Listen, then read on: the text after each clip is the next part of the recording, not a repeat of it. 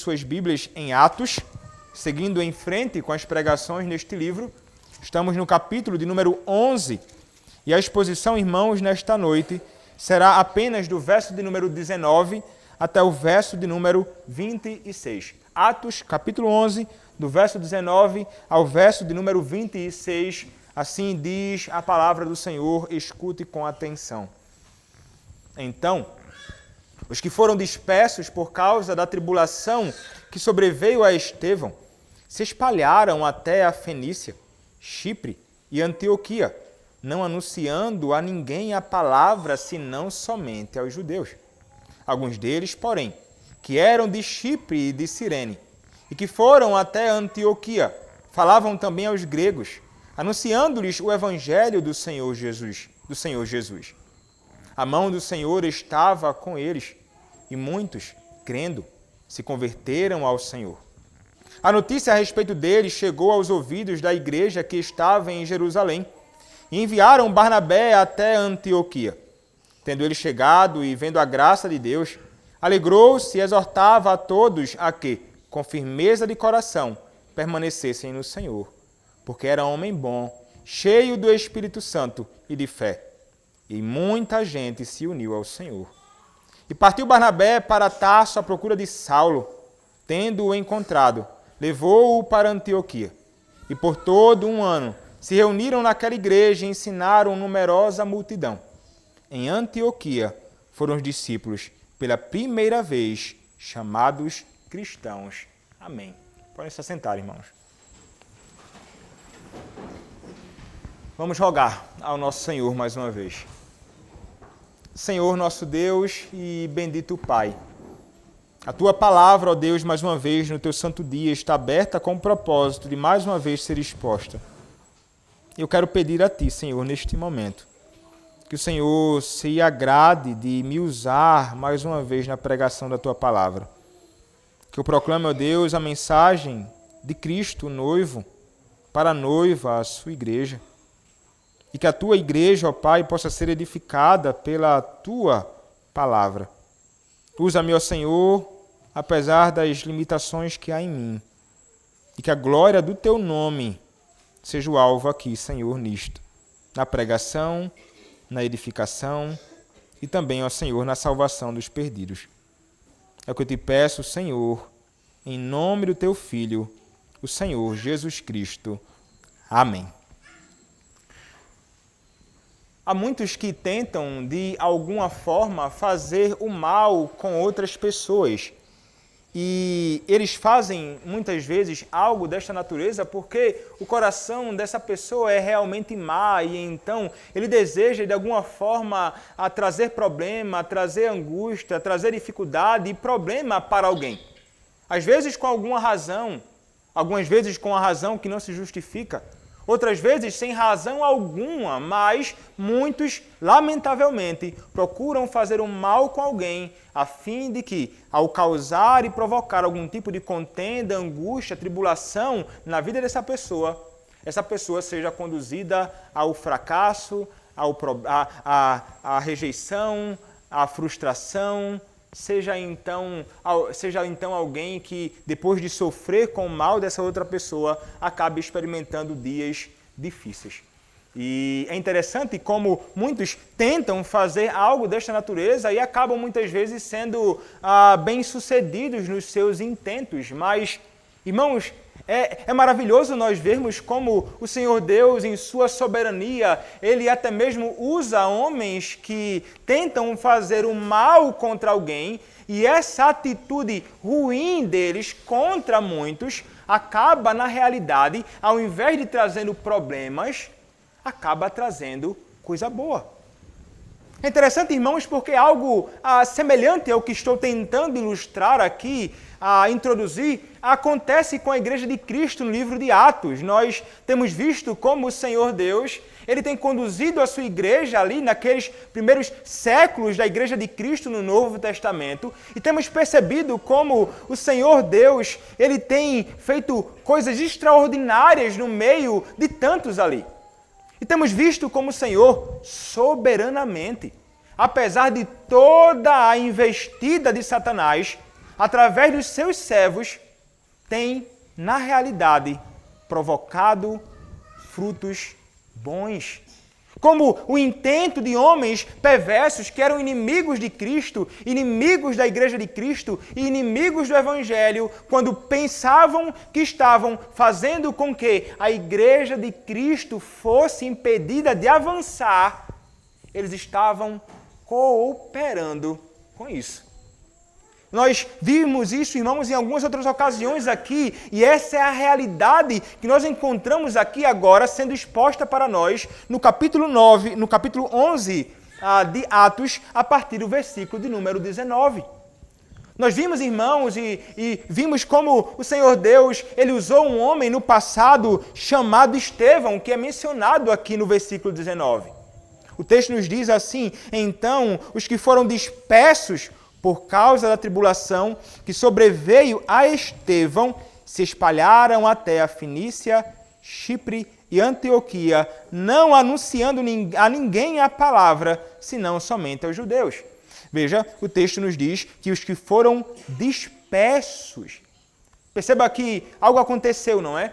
Homens maus se levantaram, e esses homens, eles, diante da pregação feita pelo próprio Estevão, que era um diácono, mas que também era um evangelista, um homem que fora chamado por Deus para com autoridade proclamar o evangelho do Senhor, sendo ele então um fiel pregador da palavra e exortando aqueles que diante dele estavam, a mensagem proclamada por este homem provocou então um alvoroço.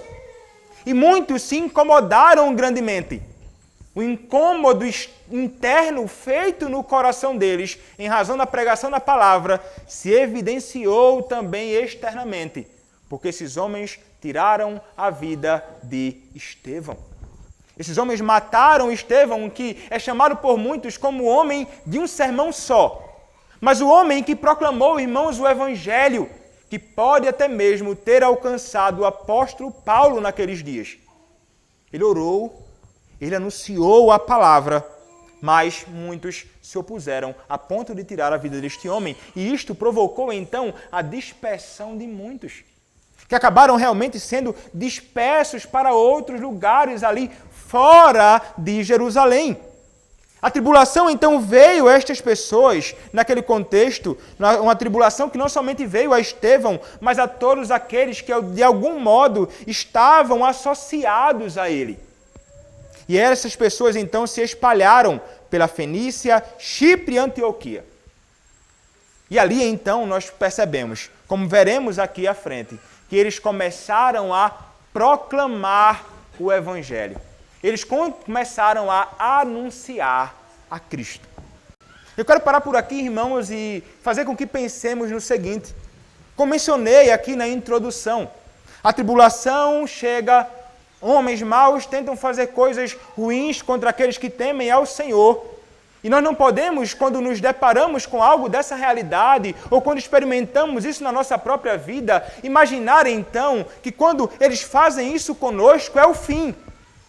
Ou pensarmos que quando eles intentam, e muitas vezes até são bem-sucedidos, tirando a vida de alguém, ferindo, cesseando de alguma forma, nós não podemos imaginar que isso vai fazer com que se acabe então o Evangelho e que o reino do Senhor não poderá ser mais anunciado, proclamado, ou até mesmo avançado neste mundo. Fato é, irmãos, que as tribulações nesta vida experimentamos, e as tribulações que sobrevêm à Igreja de Cristo, elas não estão acontecendo ou vindo sobre nós a parte de Deus. É Deus quem, em sua soberania, irmãos, envia tribulações sobre nós, a fim de fazer com que nós, em particular, cresçamos e a Igreja de Cristo, de algum modo, avance e prospere no reino de Deus. Essa foi a realidade experimentada por eles ali. Então, irmãos, nunca pensemos que aquilo que experimentamos vem somente do inimigo de nossas almas, mas podemos sempre conceber a verdade bíblica de que o Senhor tem agido ali. E Ele tem os seus propósitos, irmãos, em tudo isto. propósitos que sempre redundarão na glória do seu nome, no bem da Igreja de Cristo e no avanço do seu próprio reino. Isso é o que nós contemplamos aqui sendo experimentado por esses servos do Senhor daqueles dias. E eles então, irmãos, tendo sofrido ali perseguição, tribulação, dispersão, eles saem então para outros lugares, para outras cidades, onde eles chegam e passam agora a proclamar Cristo. Mas é interessante, irmãos, nós perceberemos que eles vão sair para anunciar o Evangelho, anunciando a palavra, mas muitos desses que vinham da Fenícia, até mesmo Chipre ou Antioquia, eles acabavam anunciando a palavra, não anunciando a ninguém, senão somente a judeus. É interessante, então, que alguns deles se limitavam a proclamar a palavra apenas àqueles que eram do povo do Senhor, os judeus.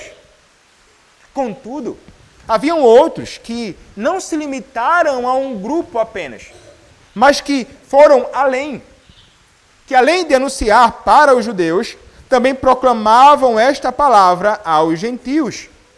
O versículo de número 20 nos diz assim: alguns deles, porém, que eram de Chipre e de Cirene, e que foram até Antioquia, também falavam também aos gregos, anunciando-lhes o Evangelho do Senhor Jesus. Então, veja, irmãos, que alguns ali, talvez, aqueles que proclamavam o Evangelho, limitando apenas aos judeus, talvez isso se dava em razão de certa dificuldade de compreensão deles quanto à dimensão do Evangelho e para quem aquela palavra deveria ser proclamada. Mas o Senhor Deus, em sua providência, irmãos, não permitiu que esta palavra se limitasse apenas aos judeus. Ele usou outros irmãos em Cristo daquelas cidades que foram alcançadas pelo Senhor a pregar este Evangelho àqueles que eram de fora. E é interessante, irmãos, nós contemplarmos esta realidade acontecendo aqui. Porque estes que proclamavam a palavra não eram os apóstolos. Estes que proclamavam a palavra não eram homens de grande importância ou figuras importantes no seio da Igreja de Cristo, mas tratava-se de pessoas comuns, provavelmente com vocações comuns, simples neste mundo, mas que, por onde andavam, por onde caminhavam, tentavam de algum modo falar para os outros daquilo que estava arraigado no coração deles. E o que é que estava, irmãos, arraigado no coração dessas pessoas? O Evangelho, que é o próprio Cristo.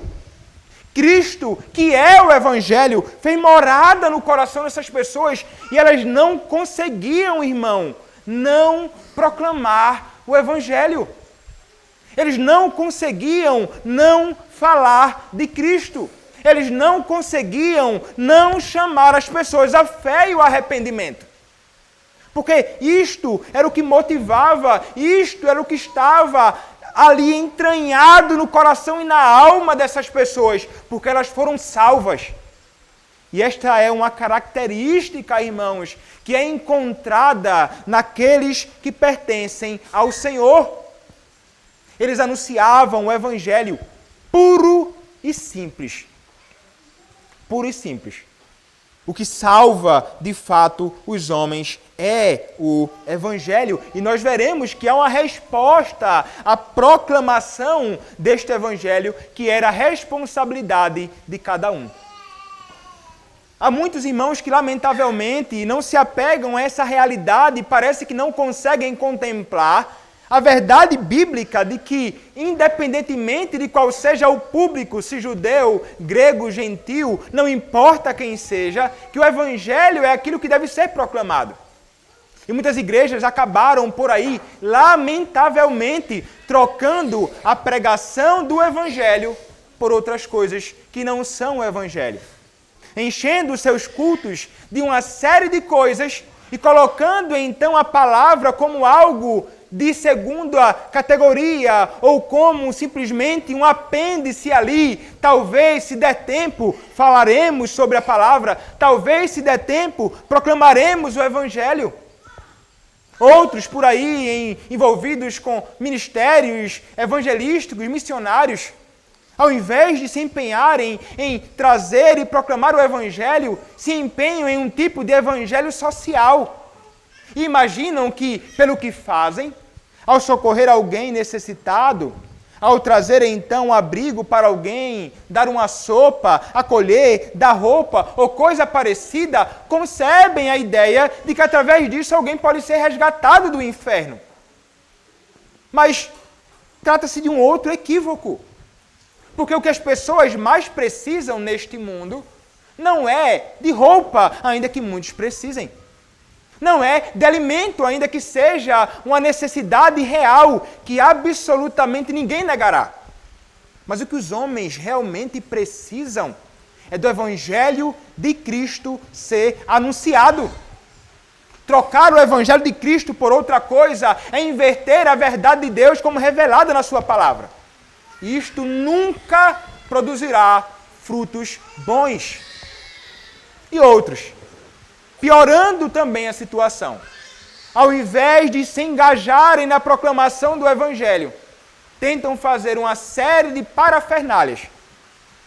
São canções e muitas canções, teatro, pantomima, danças e uma série de coisas, imaginando que, através disso, alguém possa ser alcançado.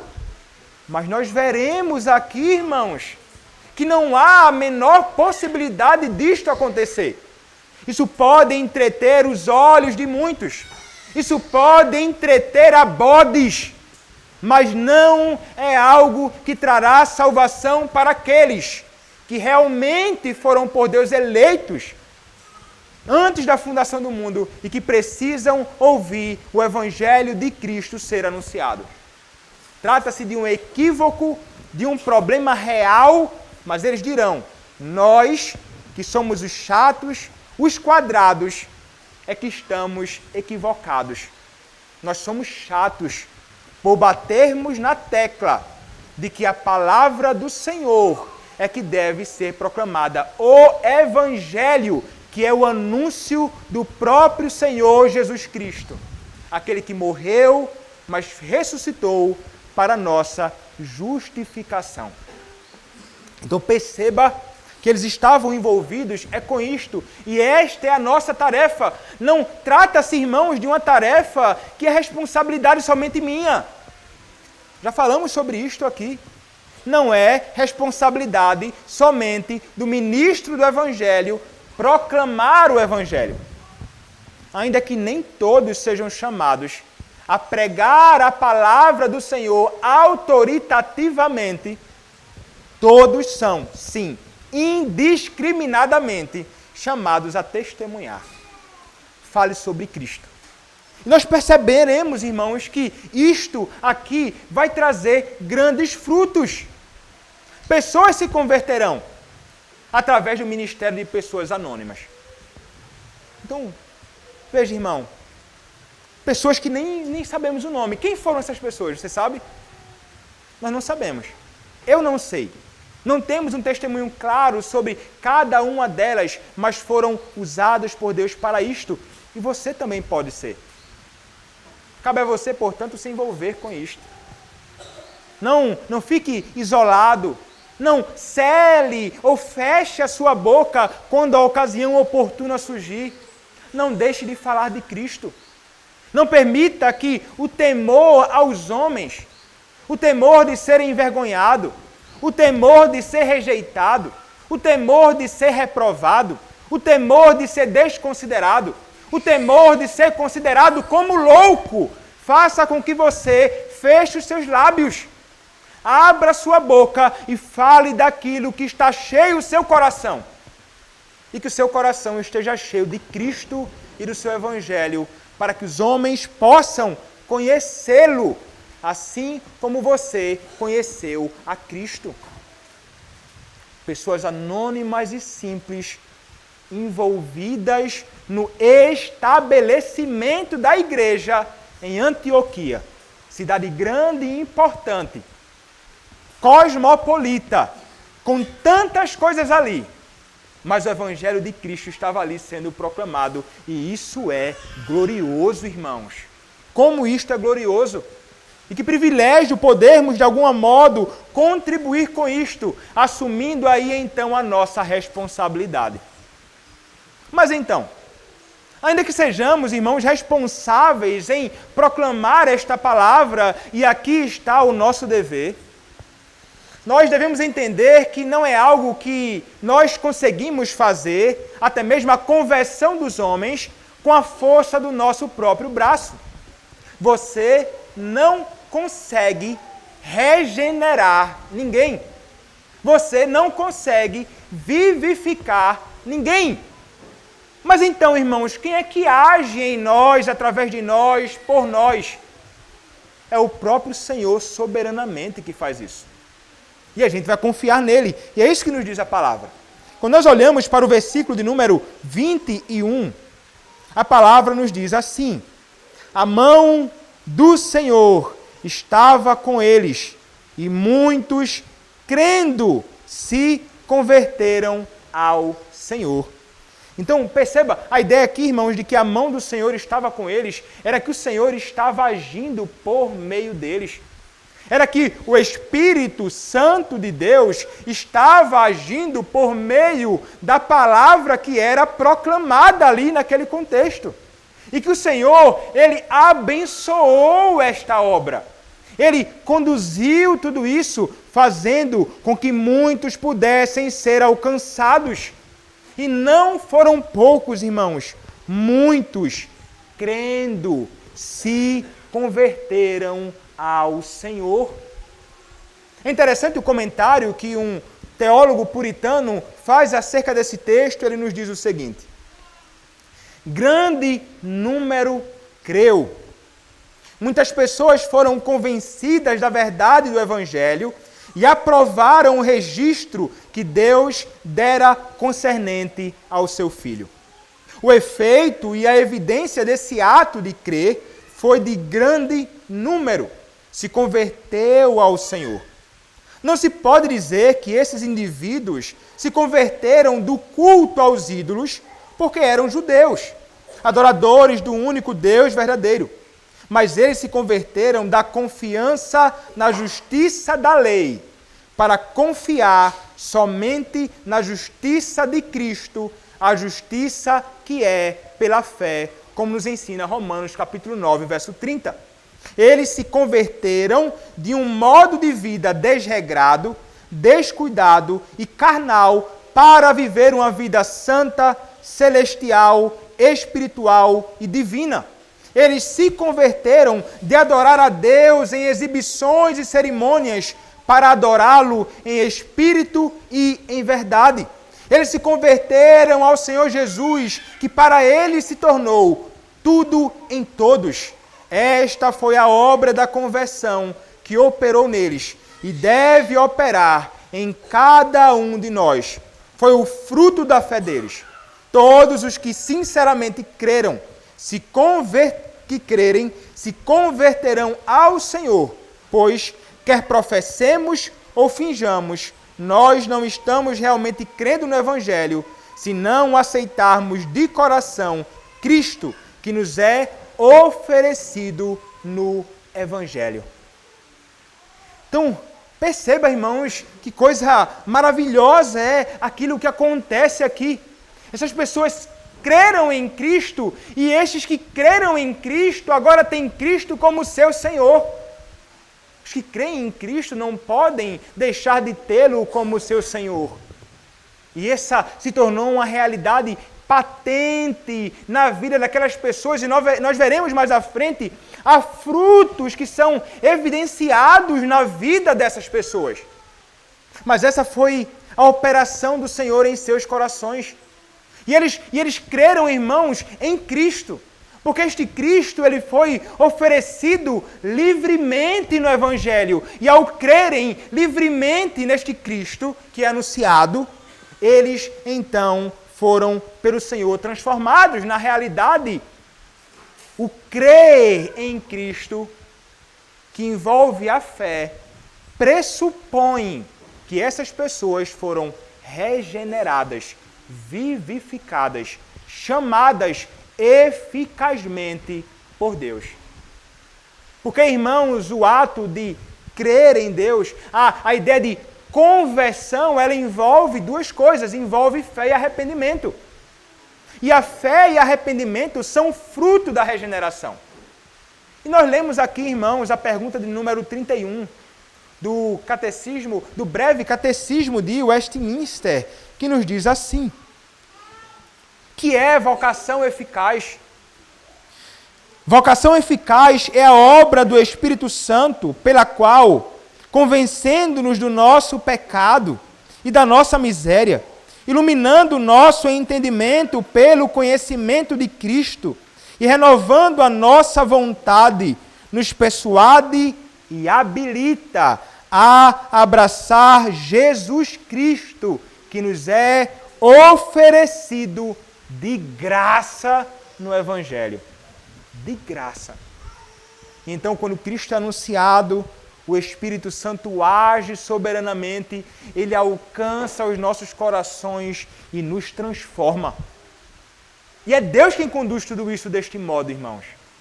Não foi por causa de ninguém ali, porque eram habilidosos, provavelmente não eram habilidosos na sua pregação e retórica, mas proclamavam essa palavra simples e o Senhor agiu. Mérito algum aqui é dado a eles. Toda a glória é dada ao Senhor na salvação dos pecadores. De pessoas que foram ali transformadas por Deus, que foram arrancadas das trevas e trazidas, conduzidas para a maravilhosa luz do Senhor. Aqueles que estavam ali perdidos em pecado e mergulhados em todo tipo de iniquidade, agora estão junto a Cristo e agora passarão a viver para Ele.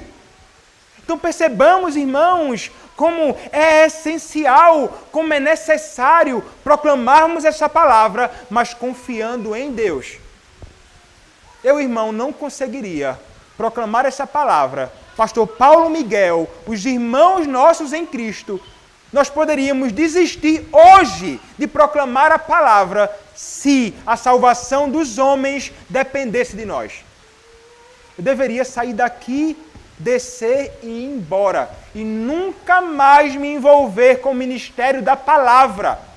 Porque não há a menor possibilidade de eu, com a minha retórica, oratória e o que seja, salvar alguém. Mas quando eu me recordo da verdade bíblica, irmãos, de que Deus é soberano e de que Ele age por meio da proclamação do Evangelho, usando vasos de barro, isto me encoraja a domingo após domingo anunciar este Evangelho de Cristo a todos os homens indiscriminadamente, chamando-os todos ao arrependimento e à fé no nosso Senhor e Salvador Jesus Cristo. É nele, irmãos, que nós devemos confiar. É nele somente, porque Ele somente age, transforma, salva homens, convertendo estas pessoas ao próprio Senhor. Por isto, então, irmãos, que aconteceu ali naqueles dias, essa é a realidade que nós também ainda experimentamos hoje. Você que conhece a Cristo, experimentou isto. A palavra foi anunciada e esse Espírito foi até o seu coração e te deu vida. Você hoje pertence ao Senhor. Você hoje pertence à igreja do nosso Senhor e Salvador Jesus Cristo, por causa deste Evangelho. Então, irmãos, se nós entendemos que é o Evangelho que tem de ser proclamado, que nós somos responsáveis por isto e que Deus age soberanamente, unicamente através deste meio, como isso deve nos fazer ficarmos tristes e até mesmo indignados quando contemplamos aqueles que mencionei anteriormente, desprezando o Evangelho, substituindo-o por outras coisas que não são o Evangelho. Porque, irmãos, ainda que eles digam que amam as pessoas, e geralmente estes que se envolvem com esses eventos externos, desprezando a palavra, são aqueles que dizem: ame o próximo, ame a todos, ame o perdido, ame o diferente, ame o rejeitado. Mas o fato de que eles não amam é que eles não proclamam Cristo. Mas se você ama o perdido que está ao seu redor, eu espero que você o ame. E se você ama a Cristo, eu espero que você o ame.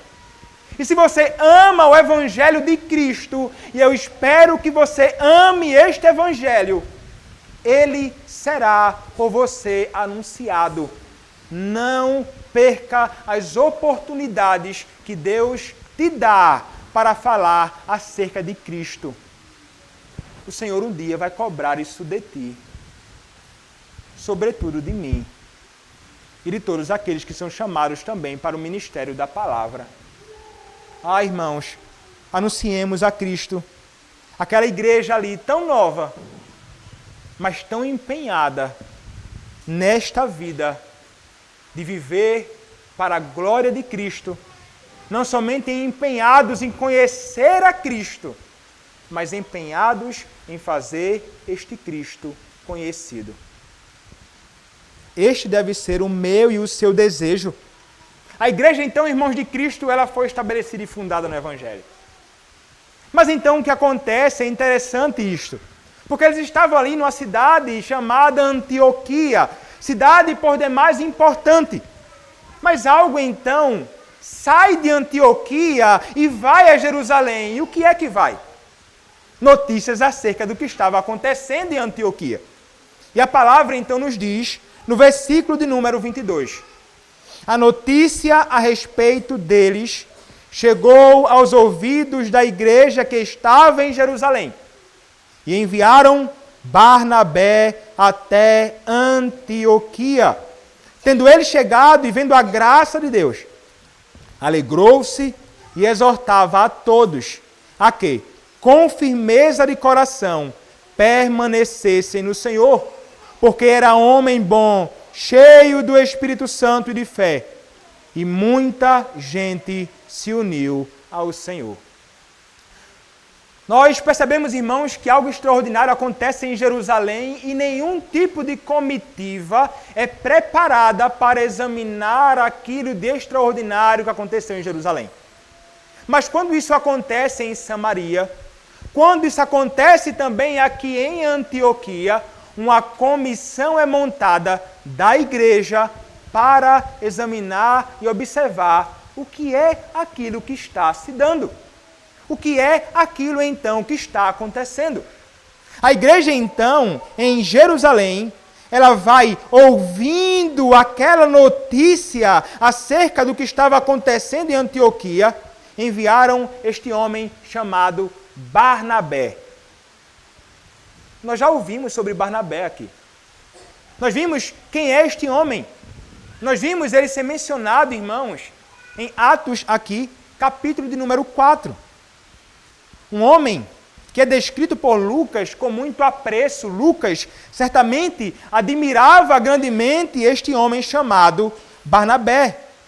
E a palavra do nosso Senhor nos diz, em Atos capítulo 4, versos de número 36 a 37, o seguinte: José, era o nome dele, a quem os apóstolos deram o sobrenome de Barnabé, que quer dizer filho de exortação, levita natural de Chipre, como tivesse um campo, vendendo-o, trouxe o preço e o depositou aos pés dos apóstolos. Veja, irmãos, este homem é Barnabé, uma bênção para a igreja de Cristo daqueles dias, uma bênção para o povo do Senhor, um homem verdadeiramente piedoso. E aqui nós encontramos, então, a igreja legitimamente, irmãos, preocupada com algo que estava acontecendo. Vamos lá, então, saber daquilo que estava acontecendo. E então, até lá, Barnabé fora enviado. Ele vai, então, poder contemplar a obra gloriosa de Cristo naquele contexto. E, de fato, irmãos, ele contempla. E isso vai provocar uma reação apropriada no coração de Barnabé. Uma reação, irmãos, distinta da reação daqueles homens que nós vimos na exposição anterior, que ao contemplarem então e saberem da salvação que alcançou a tantos, foram lá pensando: como é que você, Pedro, pode se associar com essas pessoas? Ao invés de prontamente se alegrarem, que era a resposta apropriada, acham estranho. Mas Pedro não. Ou melhor, Barnabé não. O texto nos diz o seguinte, verso de número 23. Tendo ele chegado e vendo a graça de Deus, alegrou-se. Veja, irmãos, ele chegou a Antioquia. Não era muito distante não, mas tomava assim uma viagem ainda de alguns dias. Ele chega lá naquele contexto, irmãos, e ele vai ver a graça de Deus. Como é que ele vê a graça de Deus? Será que tinha algo saindo dos crentes e ele então conseguia contemplar a graça como que algo saindo assim no corpo deles e ele, opa, tem graça aqui de Deus na vida dessas pessoas, ó. Não, irmãos. Certamente ele viu a graça de Deus manifestada na vida dos crentes. Ele viu provavelmente o modo que aquelas pessoas caminhavam. Ele contemplou provavelmente o modo que aquelas pessoas dedicavam um tempo de devoção ao Senhor. Ele viu provavelmente aquelas pessoas adorando a Deus. Ele viu provavelmente como aquelas pessoas se relacionavam no seu contexto familiar, no seu contexto de amizade. Ele viu provavelmente como aquelas pessoas se comportavam no mundo ímpio. Ele certamente, irmãos, viu frutos. E a constatação dele foi que a graça de Deus estava ali. Meu irmão, isso é impressionante. Mas ao mesmo tempo deve ser para nós algo que deve nos levar à reflexão. Será que se Barnabé viesse em nossos dias e contemplasse a nossa vida, a nossa conduta, o modo que nós caminhamos, será que ele diria: a graça de Deus está aqui? Pense sinceramente acerca da sua vida. Pense sinceramente acerca do modo que você tem caminhado. Pense sinceramente. E é possível que você chegue à conclusão de que provavelmente ele não diria algo desta natureza. Porque, irmãos, se nós formos sinceros, nós chegaremos à conclusão de que nós estamos muito aquém daquilo que nós deveríamos ser e fazer nesta vida, como pessoas que foram alcançadas pela graça de Deus em Cristo. Mas foi, irmãos, o que ele constatou. Ele viu que aquelas pessoas verdadeiramente foram salvas. E então o que ele faz? Diante da abundante manifestação da graça de Deus, ele se alegra. Novos convertidos, alegria no coração. Pessoas transformadas, ele exulta de felicidade. Porque, irmãos, pessoas foram salvas e não há nada mais extraordinário do que isso. Não há milagre maior do que este. Mas há aqueles que não respondem assim. E nós falamos na última vez, na última exposição, irmãos, mas eu quero trazer um outro tipo de aplicação. Eu não sei como é que você reage quando você vê a graça do Senhor Deus sendo evidenciada na vida de alguém. Na vida de alguém que talvez fora salvo por Cristo há pouco tempo, mas você vê um progresso imenso. Isso pode levar algumas pessoas a reagirem de um modo inapropriado. E a graça abundante de Deus, muitas vezes, na salvação de pessoas, a graça abundante de Deus, muitas vezes, revelada na vida de algumas pessoas, pode revelar algo em nós. E isto pode revelar o nosso legalismo. A abundância da graça de Deus lança às claras o legalismo no nosso coração, se ele estiver enraizado no nosso coração. Você certamente se recorda da história do filho pródigo. Alguém que andou errante, perdido, fazendo desgraça nesta vida, longe da casa do seu pai. Ele retorna à casa do seu pai, arrependido. O seu pai o recebe com festa, alegria, bota o anel no seu dedo, que vestes novas sejam dadas, que o novilho seja morto, celebremos. Qual a resposta do irmão? Eu estava aqui com o Senhor e nada disso nunca aconteceu. Esse aí todo errado, bagunçado na vida, como algo dessa natureza pode ser feito? Ele não se alegra com aquilo. Isso revela o legalismo no coração dele. O legalismo, irmãos, ele se incomoda com a manifestação da graça de Deus. Se você não se alegra com a salvação do perdido, procure investigar se a realidade do seu coração não é a de um coração legalista, que simplesmente rejeita a manifestação de Deus na salvação de quem quer que seja. Ao invés, irmãos, de respondermos e de agirmos com indiferença e dureza de coração, devemos realmente nos voltar a Deus com ações de graças e louvor pelo seu amor revelado na vida do mais vil pecador. É assim, então, que um homem piedoso, uma mulher piedosa, reage quando isto acontece e quando contemplamos, então, a graça de Deus ser evidenciada na vida daqueles que estão ao nosso redor. Mas, irmãos, ele não somente se alegra. Há uma outra resposta dele. Este homem foi enviado ali, não somente para contemplar a realidade da igreja em Antioquia e aquilo que estava acontecendo. Este homem fora enviado com um propósito também muito bem determinado. E ele vai, irmãos, na sua vida encarnar aquilo que o seu nome representava. Barnabé, filho da exortação. Barnabé, filho da consolação. Esse era o papel deste homem. E nós vemos isto acontecendo aqui. Tendo chegado e vendo a graça de Deus, alegrou-se e exortava a todos que, com firmeza de coração, permanecessem no Senhor. A ideia de exortar é chamar para perto e então tratar, exortar, orientar, corrigir. Consolar também com palavras que serviam também de um grande encorajamento para aquelas pessoas. Lembrem-se, eram recém-convertidos. Eles precisavam, irmãos, ser exortados, precisavam ser consolados através desse servo, provavelmente ministro do Evangelho de Cristo.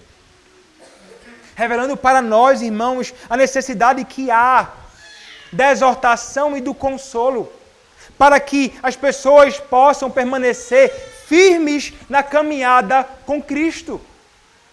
E irmãos, essa atividade, este empenho, aqui é feito na vida daqueles que estão começando a sua caminhada.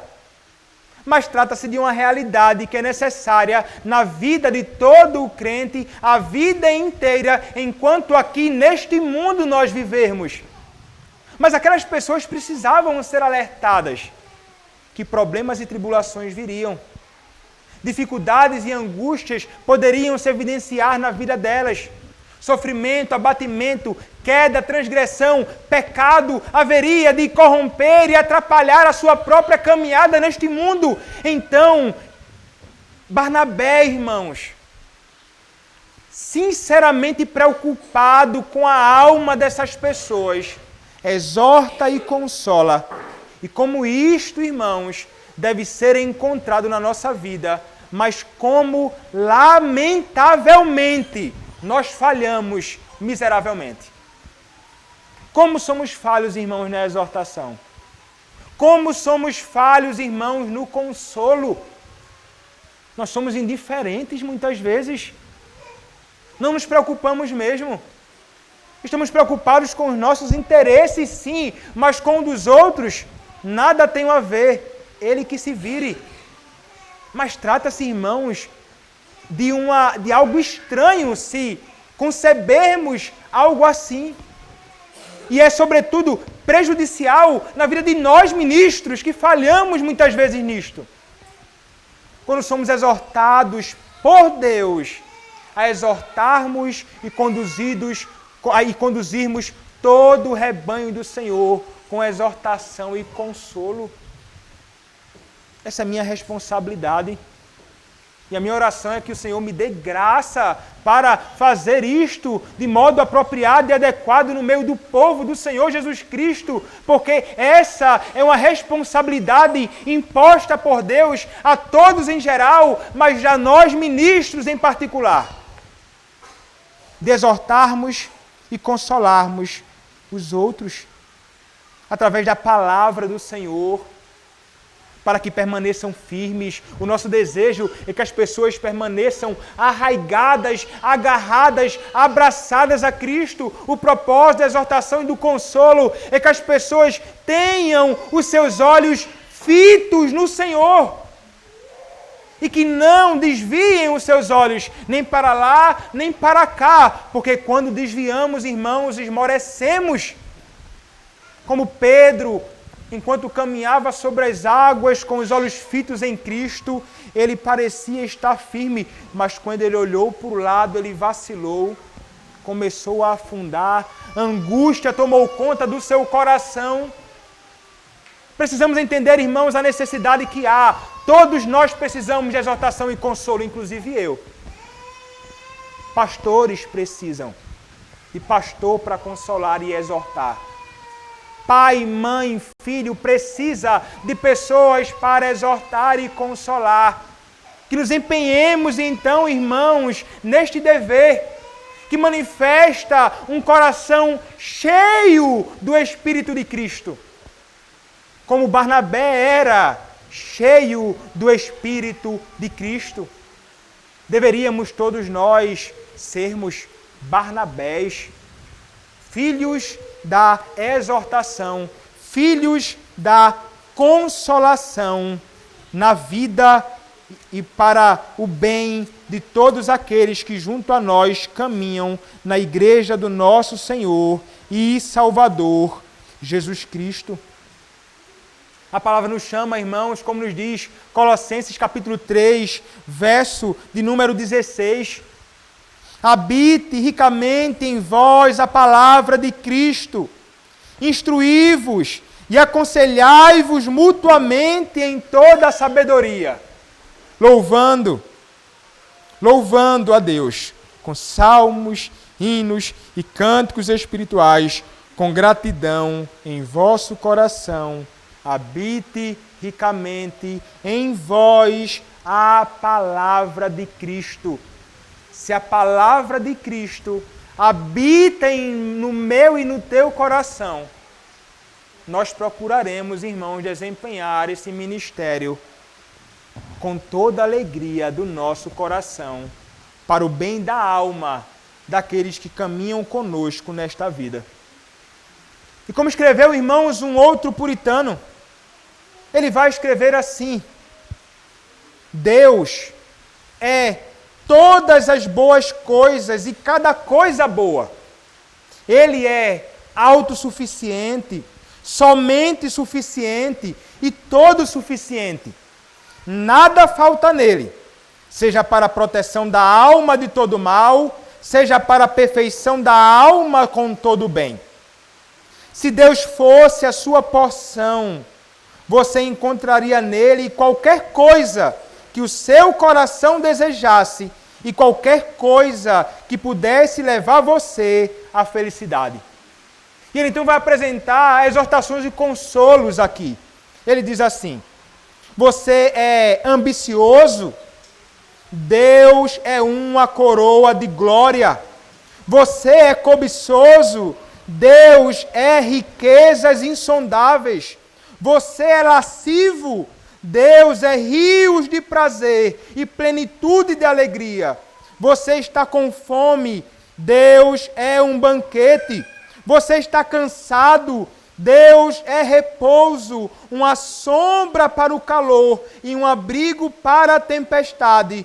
Você está fraco? Deus é força eterna. Você está em dúvida? Deus é maravilhoso em conselho.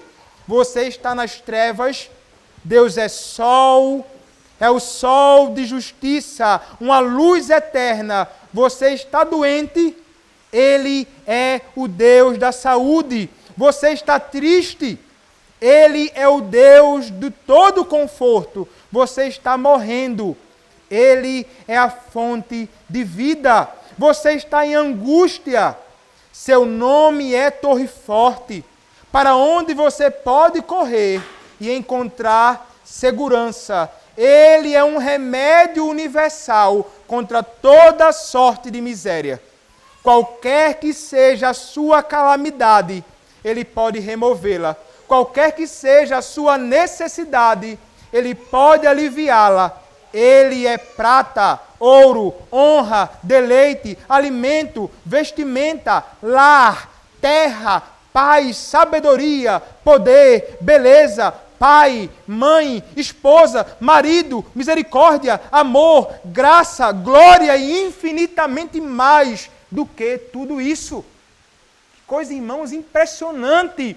Tudo o que o nosso Senhor é e como isto deve ser para nós fonte de grande consolo, para que sirva também de consolo a todos aqueles que estão ao nosso redor. Este ministério, irmãos, não somente da palavra, mas este ministério de Barnabé, da exortação e consolo, foi algo que também foi frutífero naquele contexto. Naquele contexto, então, em que muitas pessoas puderam se aproximar do Senhor, como nos diz o versículo de número 24, porque era homem bom, cheio do Espírito Santo e de fé, e muita gente se uniu ao Senhor. O fato, irmãos, de que ele era bom é evidenciado na sua caridade, bondade e socorro. O fato de que ele era cheio do Espírito Santo é evidenciado nessa vida, irmãos, de um cristianismo prático, de cuidado, zelo, exortação, pastoreio, bondade, consolo, distribuição, ajuda, serviço mútuo. E um homem que possuía uma verdadeira fé, uma fé inabalável no nosso Senhor e Salvador Jesus Cristo. Este homem era Barnabé, que fora usado para a glória de Deus na salvação e na edificação de muitos. Mas, irmãos, a igreja de Cristo, ela não somente é estabelecida, consolidada através da pregação do Evangelho que chama muitos à igreja e ao povo. Não somente através da exortação e do consolo, mas nós percebemos no texto a necessidade do ensino. Isso fica evidente, irmãos, nos últimos versículos. Versículo 25 nos diz assim: E partiu Barnabé para Tarso à procura de Saulo. Tendo-o encontrado, levou-o para Antioquia, e por todo um ano se reuniram naquela igreja e ensinaram numerosa multidão. Interessante, não é? Barnabé, irmãos, era certamente alguém não somente mais velho em idade que Paulo, mas também alguém mais velho e mais maduro no Evangelho, na igreja. Contudo, ele percebe a necessidade de alguém com quem ele se encontrou anteriormente e em quem ele viu a graça de Deus e em quem ele sabia, a quem ele sabia que fora confiado o ministério da palavra que deveria ser anunciado para os gentios. E é interessante, irmãos, nós contemplarmos este Barnabé, que era realmente um homem tão abençoado e tão desprendido, irmãos. Porque ele humildemente, ele vai a Tarso à procura de Saulo. O nome hebreu de Paulo. E tendo encontrado, conduziu Paulo também para Antioquia, para que ali ele, Paulo junto a Barnabé, pudessem então ensinar a doutrina de Deus, a sua palavra. E o texto nos diz que eles fizeram isso por 1 ano. Se reuniram naquela igreja e ensinaram numerosa multidão. É interessante, e eu ouvi essa música que eu vou ler aqui, ontem, hoje, eu ouvi em vários momentos, eu acho que alguns conhecem talvez, de um homem chamado Guilherme, não sei se fala assim o sobrenome dele, Kerr. E ele tem uma música que é chamada Barnabé, falando sobre este homem. E a letra é assim, ó. Não fica bem a gente passar bem e outro carestia. Ainda mais quando se sabe o que fazer e não se faz. Como fruto do amor de Cristo, fruto do seu compromisso, vendeu o homem o que tinha e repartiu. Então entra a estrofe. Era o seu nome Barnabé, natural de Chipre, também chamado de José das Consolações, homem bom e piedoso, cheio de fervor e fé, homem de Deus. Depois ele vai entrar em outra sessão, onde ele vai falar sobre o contexto em que, de fato, Barnabé se encontrou com o próprio Saulo. Ele diz, e quando Saulo converteu-se a Cristo, lhe faltou amigos. Alguém que fosse companheiro, fonte de consolo e abrigo. Como fruto do amor de Cristo, fruto do seu compromisso, foi um homem procurá-lo, dando-lhe a mão. Aí ele retorna para a estrofe e então entra para a última parte, onde ele diz, e quando a igreja se espalhou para todo o canto que havia, providência, sim, por mão de Deus, chegou a Antioquia, precisando de um pastor de almas, mesmo de um pastor de homens, foram procurar aquele que qualificou. Interessante, não é? 2 homens qualificados por Deus para serem pastores de alma, mesmo pastor de homens. Para conduzirem então o rebanho do Senhor, a igreja de Cristo, fundamentados no ensino da palavra. Perceba, irmãos, como é necessário que isto caminhe junto. O evangelho é anunciado, pessoas agregadas à igreja, exortação, consolo, mas o ensino não pode ser tirado.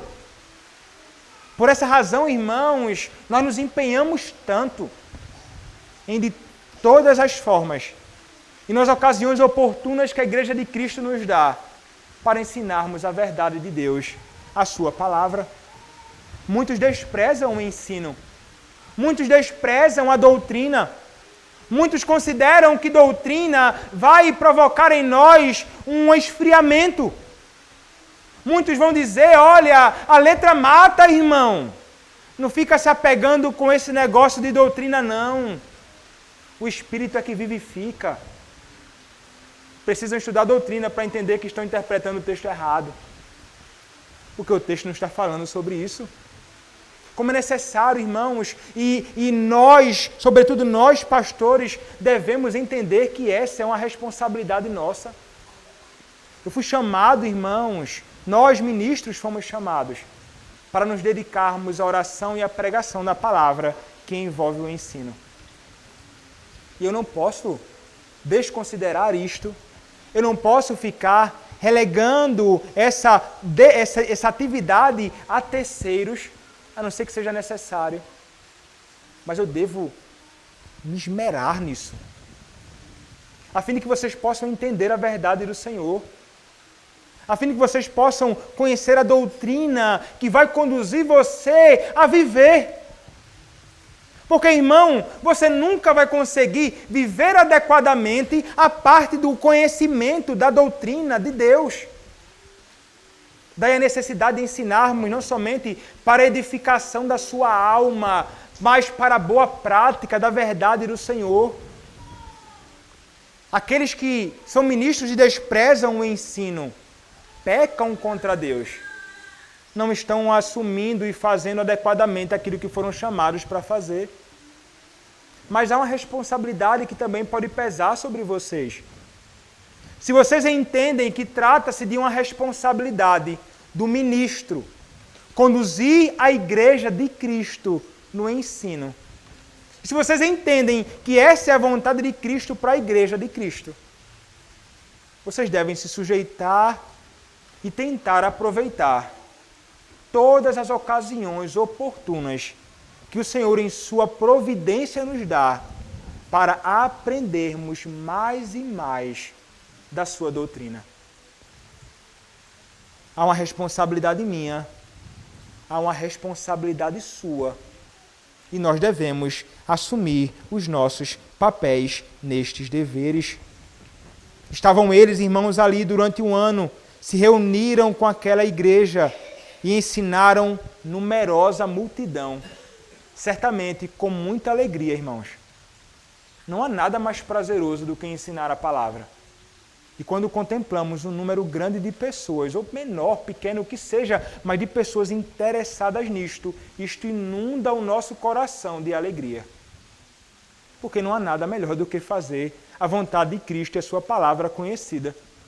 E não deveria existir para você nada melhor do que conhecer cada vez mais esse Cristo que é ensinado na sua palavra. Seu coração deve arder no desejo disto, se você quer viver bem e se parecer com Cristo. Porque é exatamente isso que é fruto disto. O que é fruto do evangelho anunciado, o que é fruto da exortação e do consolo, o que é fruto do ensino, a vida dessas pessoas. Porque como é que elas passaram a serem conhecidas naquele contexto em que viviam, irmãos? Olha o finalzinho do verso 26. Em Antioquia foram os discípulos pela primeira vez chamados cristãos.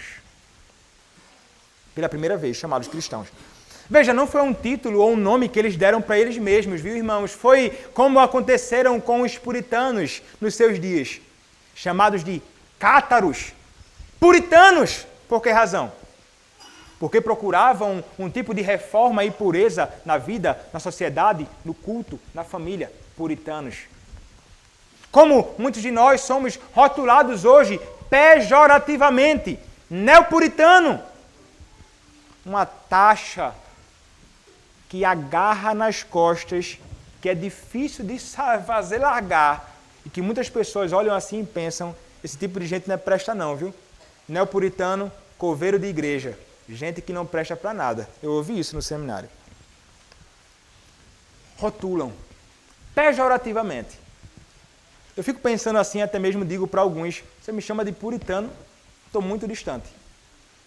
Que diria eu ser um puritano? Como seria bom se eu fosse tão puro, tão santo, tão profundo no conhecimento da vida e prática da vida cristã como eram aqueles homens? Estou muito aquém. É um elogio, talvez. Mas aqui, irmãos, eles chamavam pejorativamente de cristãos. Mas por que razão, então, irmãos? Porque eles eram parecidos com Cristo. Porque eles se assemelhavam a Cristo. Não somente, irmãos, no ensino, mas certamente no modo que eles se comportavam, no modo que falavam, no modo que tratavam o outro, no modo que eles viviam, irmãos. Isso foi percebido.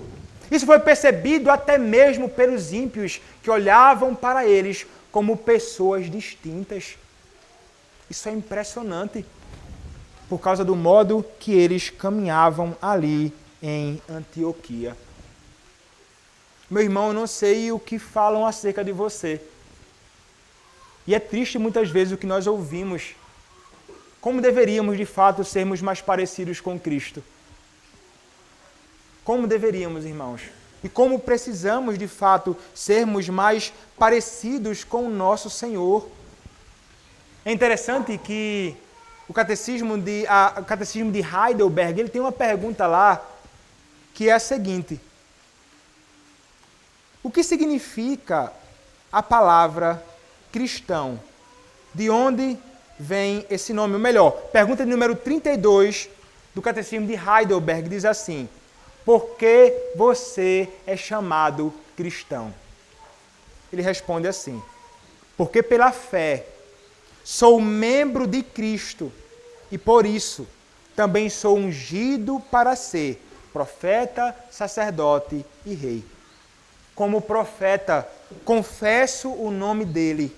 Como sacerdote, ofereço a minha vida a ele como sacrifício vivo de gratidão. Como rei, combato nesta vida o pecado e o diabo de livre consciência e depois, na vida eterna, vou reinar com ele sobre todas as criaturas. O que significa a palavra cristão? De onde vem esse nome?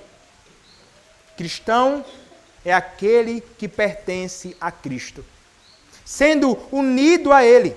Lemos em Atos 11, 26, que foi em Antioquia que os seguidores de Jesus foram, pela primeira vez, chamados de cristãos. Isso é um comentário de um teólogo a esta pergunta. E então ele pergunta assim: como é que os três ofícios de Cristo estão relacionados? Os três ofícios do cristão estão relacionados com os três ofícios de Cristo? Ele responde: como profetas, confessamos o nome de Cristo. Isto é possível somente graças a Cristo que, como profeta, nos revelou o seu nome. Como sacerdotes, oferecemos nossa vida a Cristo, porque Ele, como sacerdote, resgatou nossa vida. Se Ele se deu como sacrifício por nós, é por isso nossa vida é um sacrifício de gratidão para Ele.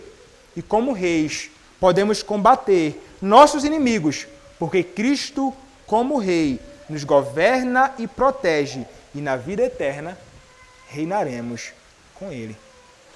Nós fomos salvos, ungidos pelo Espírito Santo de Cristo, fomos resgatados, vivemos em novidade de vida, somos diferentes, irmãos, e isso deve ser percebido em nós.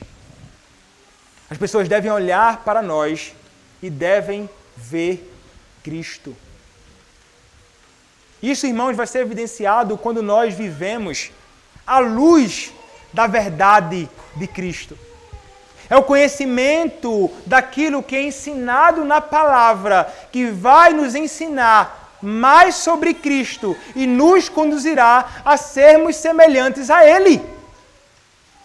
Portanto, irmãos, torna-se indispensável o conhecimento da palavra e da doutrina do Senhor para a prática correta. A palavra do nosso Deus nos chama a seguirmos após Cristo. Tome a sua cruz, siga-me, diz o Senhor Jesus Cristo. Andem como andei, sejam semelhantes a mim, diz o Senhor. E nós devemos, irmãos, de fato, estarmos tão unidos e sermos tão semelhantes a Cristo, a ponto de alguém olhar para nós e não saber até que ponto somos nós ali. Até que ponto somos nós naquele modo que nós vivemos.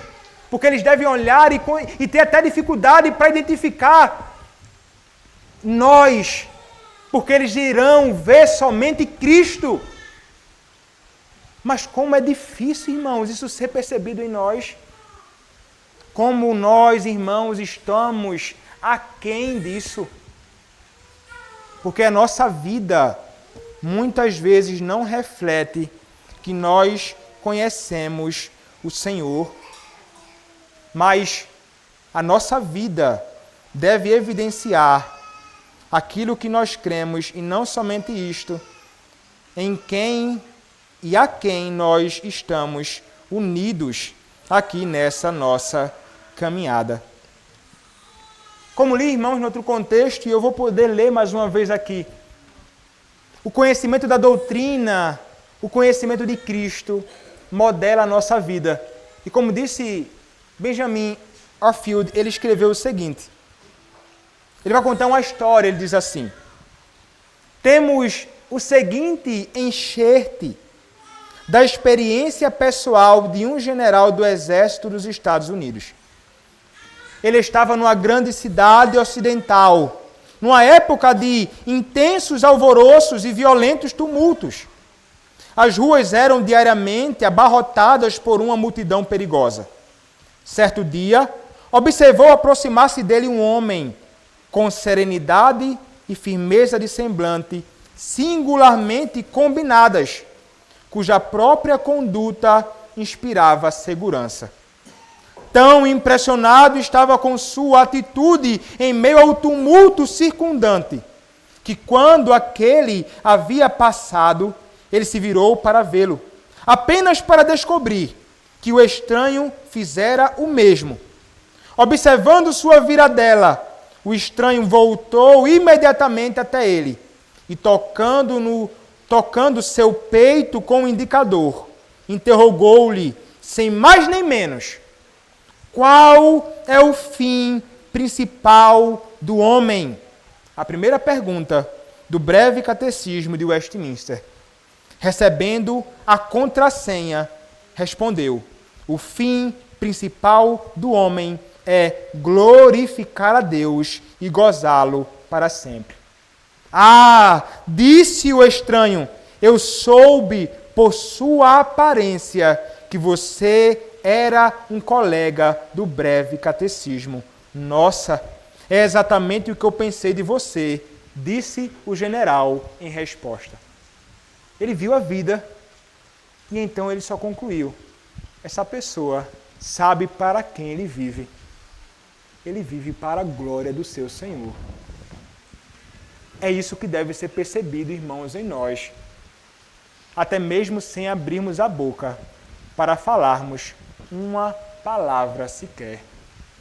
Meus irmãos, que o nosso Deus nos conceda a graça de sermos, dia após dia, mais semelhantes a Cristo.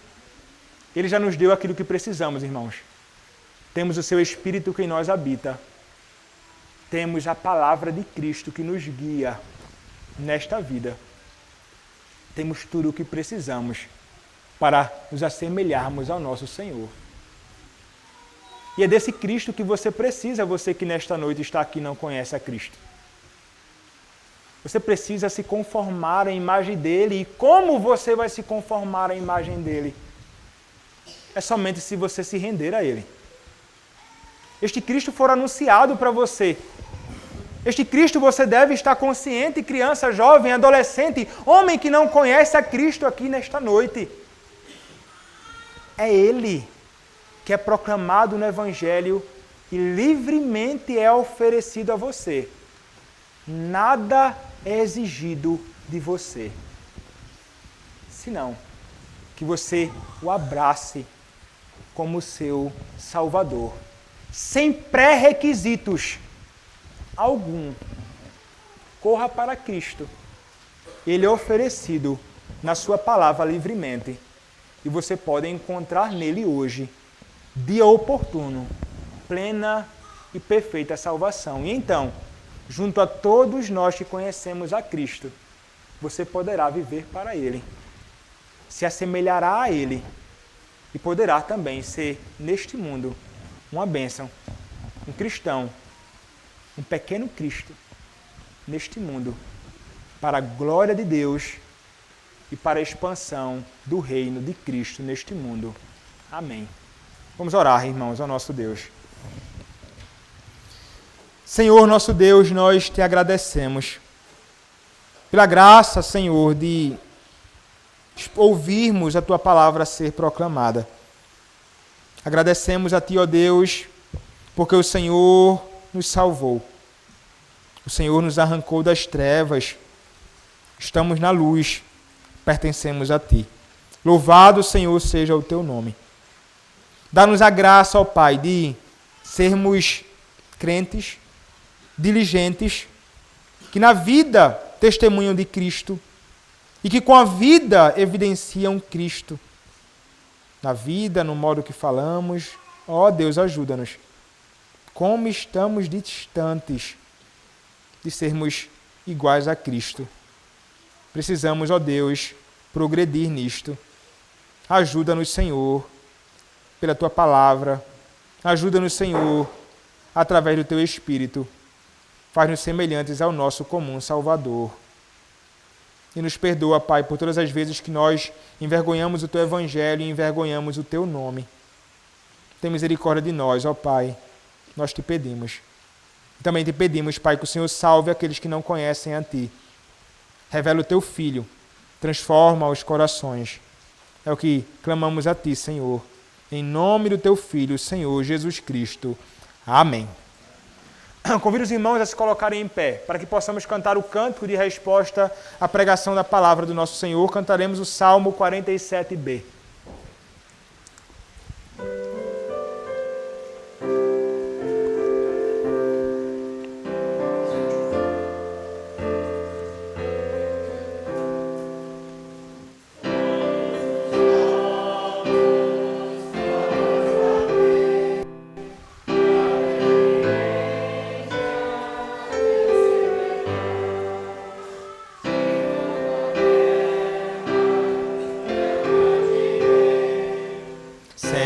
Tremendo, altíssimo Deus, todos os povos nos submeteu, pois sob os nossos pés as nações, a nossa herança Deus escolheu, a glória de Jacó que Ele amou.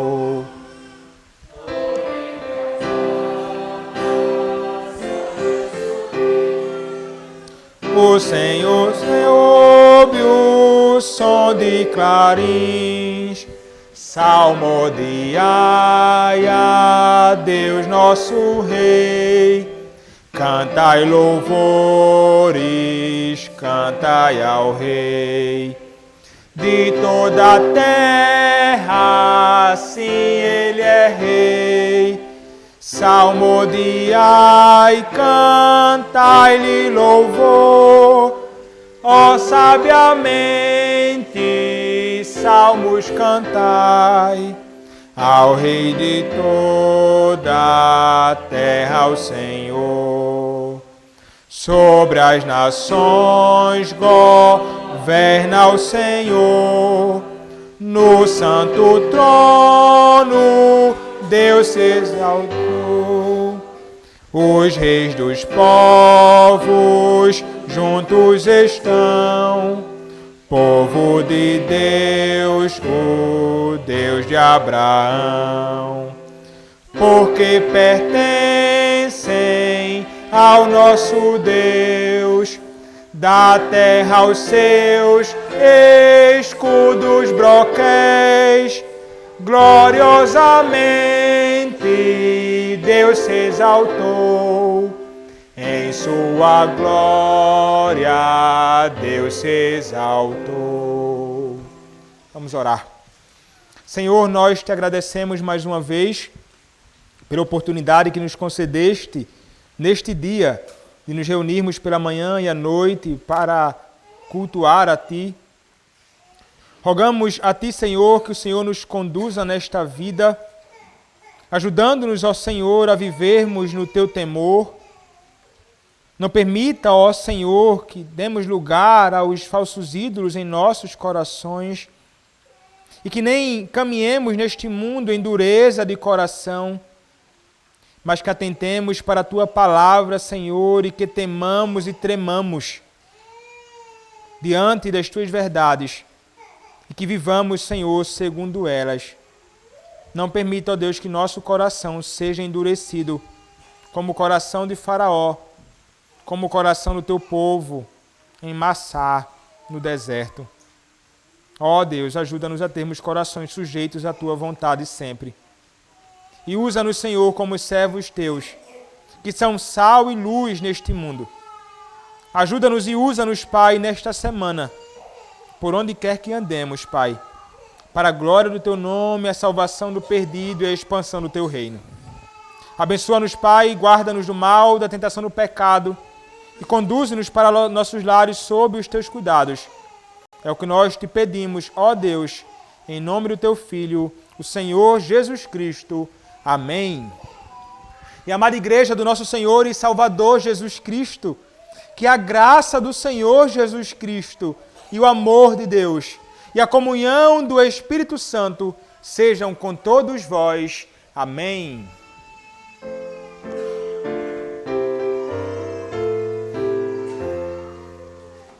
A Deus Supremo Benfeitor, anjos e homens deem louvor. A Deus o Filho, a Deus o Pai, e a Deus Espírito, glória dai. Amém. Amém, irmãos, pode se assentar rapidinho, só para apresentar um dos que nos visitam hoje à noite. Temos um visitante, salvo engano, o nome dele é Paulo de Capanema. É isso? Seja muito bem-vindo, é um irmão nosso, congrega na Igreja Assembleia de Deus lá em Capanema, não é? Seja muito bem-vindo, meu irmão, prazer tê-lo aqui conosco, que Deus o abençoe, espero que possa estar conosco aqui outras vezes também. E também quero dizer que foi uma alegria ter a David, Renato, pastor Paulo Miguel, a irmã Miriam, Raquel, as crianças, último domingo com eles hoje, né? Certamente nós teremos a oportunidade de vê-los outras vezes tantas. Mas uma alegria, irmãos, tê-los aqui conosco. Que Deus os abençoe na viagem em breve para Belém, imagino que de Belém, para os Estados Unidos, né? Foi um prazer tê-los aqui conosco. Que Deus continue os abençoando e espero muito vê-los em breve. E é isso, meus irmãos, que Deus abençoe a todos vocês e espero encontrá-los aí pelo caminho.